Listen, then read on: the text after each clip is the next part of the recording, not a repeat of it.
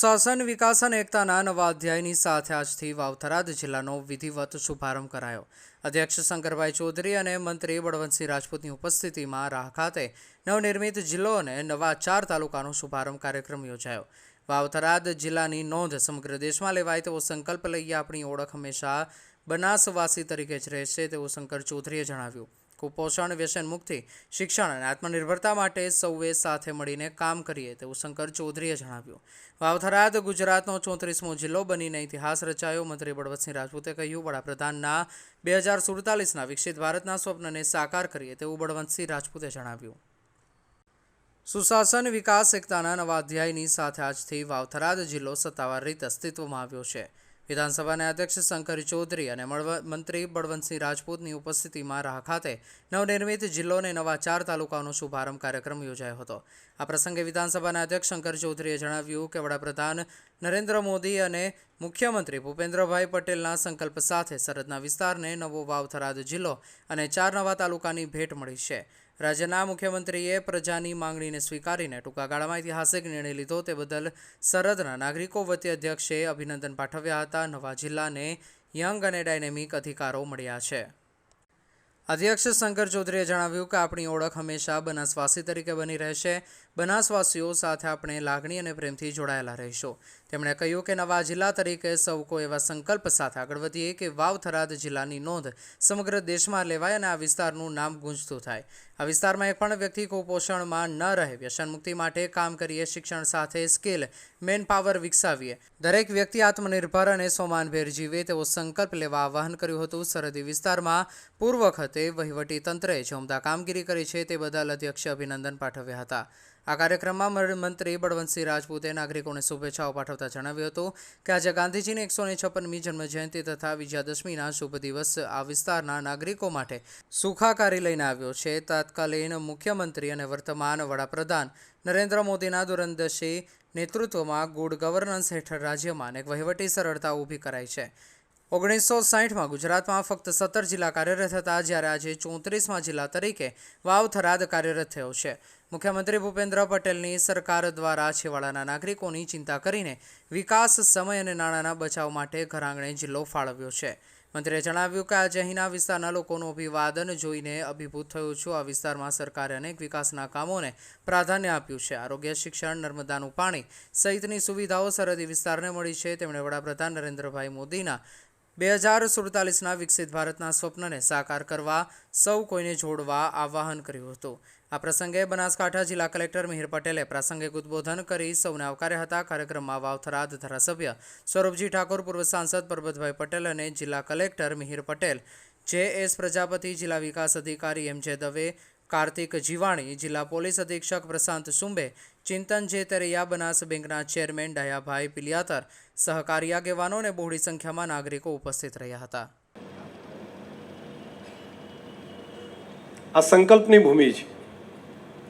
આ ધરતી ઉપર એક સંકલ્પ કર્યો હતો।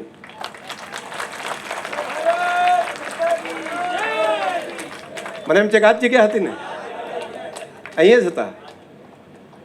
અને મા જગદંબાએ નવરાત્રિની અંદર જ એની અનુકંપા સિવાય ન થઈ શકે। આપણે તો બધા નિમિત્ત હોઈએ, ઈશ્વરની કૃપા સિવાય નથી થતું હતું।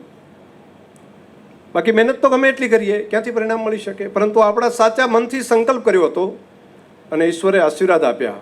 આજે રા તાલુકો પણ બની ગયો અને થરાદ જિલ્લો પણ બની ગયો, સાથે સાથે ધરણીધર તાલુકો પણ બની ગયો અને અહીંયા આગળ ઓગણનાથ તાલુકો પણ બન્યો અને હળાદ તાલુકો પણ બન્યો। ઈશ્વરની કૃપા આ વિસ્તારની પ્રજા ઉપર છે અને આજે એનું પરિણામ છે। મિત્રો, જ્યારે આપણને આટલી મોટી કામ, આવી મોટી ઓપોર્ચ્યુનિટી આવતી હોય ત્યારે આપણી રિસ્પોન્સિબિલિટી ખૂબ વધી જાય છે। ખૂબ મોટું મન બનાવવું પડશે, ખૂબ મોટા સપના જોવા પડશે અને સપનાને સાકાર કરવા માટે તંત્ર સાથે આપણે જોડાવવું પડશે। તંત્ર સાથે જોડાઈએ તો કેવું મોટું પરિણામ મળે છે। હમણાંનું પૂર અને પૂરની સ્થિતિ એનો દાખલો છે। જિલ્લા વહીવટી તંત્ર, કલેક્ટરશ્રીથી કરીને આખું તંત્ર છે ગામડા ગામડા સુધી પહોંચી જાય। રાતના 4-4 વાગ્યા સુધી સુઈગામ જેવા વિસ્તારમાં બેસીને ત્યાં બેસીને નિર્ણયો કરે। રાતના 4-4 વાગ્યા સુધી હું કહું છું, જવાબદારીપૂર્વક કહું છું। અને આવડી મોટી આફત તો સરકારી તંત્ર જોડાયું, સાથે પ્રજા જોડાઈ અને બધાય ભેગા થઈને હેમખેમ એમાંથી લગભગ એક પણ માણસની જાનહાનિ સિવાય આપણે બહાર નીકળ્યા. આ નાની ઘટના નથી. આપણને બાકી મુશ્કેલી પડે તો મુશ્કેલીમાં દેખાય, પરંતુ આ બધામાં કેટલો પુરુષાર્થ લાગ્યો હશે, કેટલી બધી મહેનત થઈ હશે. તો આજે ભલે જિલ્લાનું પુનઃનિર્માણ નવનિર્માણ થાય છે, પરંતુ હું આ ધરતી ઉપરથી બનાસકાંઠા જિલ્લાના જિલ્લા વહીવટી તંત્રનો હૃદયપૂર્વક આભાર માનું છું, એમને અભિનંદન આપું છું. એ કલેક્ટરશ્રીથી કરીને નાનામાં નાના કર્મચારી સુધી બધા લોકો, આખી આપણી ટીમ એને રાત દિવસ મહેનત કરી હતી. મેં મારી નજરે જોયું છે, કેટલા દિવસો સુધી ઘરે નથી ગયા, બહાર ગાદલા નાખી દીધા હોય દૂધ શીત કેન્દ્રની અંદર, ત્યાં રહ્યા છે, ત્યાં ખાધું, ત્યાં બેસીને કામ કર્યું. એ પૂરની અંદર 4-5 ફૂટ પાણીની વચ્ચે જઈને આપણા UGVCLના કર્મચારીઓ ચાલુ પાણીમાં જઈને લાઇટ ચાલુ કરતા હતા. આ કામ કરતા મેં જાતે જોયા છે. મેં એ પણ દેખ્યા છે એમને બધાને કામ કરતા કે પાણી ભરાઈ ગયું હોય, નીકળવાની કોઈ વ્યવસ્થા ના હોય તો આટલા પાણીને પમ્પિંગ કરીને પણ જે મહિના સુધી પાણી ન નીકળતા હોય, 2 મહિના સુધી ન નીકળતા હોય, એને 10 દિવસની અંદર પાણી કાઢવા માટેની વ્યવસ્થા કરવાવાળું વહીવટીતંત્રને મેં મારી નજરે જોયું છે. આજનો દિવસ આપણા સૌ માટે એક અદ્ભુત દિવસ છે, એટલા માટે કે આદરણીય પ્રધાનમંત્રી નરેન્દ્રભાઈ મોદી સાહેબ હંમેશા આ ગુજરાતના મુખ્યમંત્રી હતા અને એમ કહી શકાય કે આજે પ્રધાનમંત્રી નરેન્દ્રભાઈ મોદી સાહેબ છે, એમને હંમેશા એક વિચાર્યું છે કે છેવાડાના માનવી સુધી એમ કહેવાય કે શહેરથી સરહદ સુધી દરેક વ્યક્તિને ગુડ ગવર્નર મળે એ પ્રકારની વ્યવસ્થા થાય અને લોકોની સુવિધામાં અનેક પ્રકારની સુવિધા પ્રાપ્ત થાય, વિકાસના કામો થાય, લોકોનો ટાઈમ બચે, એ પ્રકારની વ્યવસ્થા આદરણીય પ્રધાનમંત્રી મોદી સાહેબે કરી હતી. મારે કહેવું છે કે 1960ની અંદર માત્ર એમ કહી શકાય કે 17 જિલ્લાઓ હતા, એને ઉમેર્યા 16 જિલ્લાઓ એટલે 33 થયા. અને આદરણીય અમારા મુખ્યમંત્રી ભૂપેન્દ્રભાઈ પટેલ સાહેબે જેમને આ 34મો જિલ્લો ઉમેરીને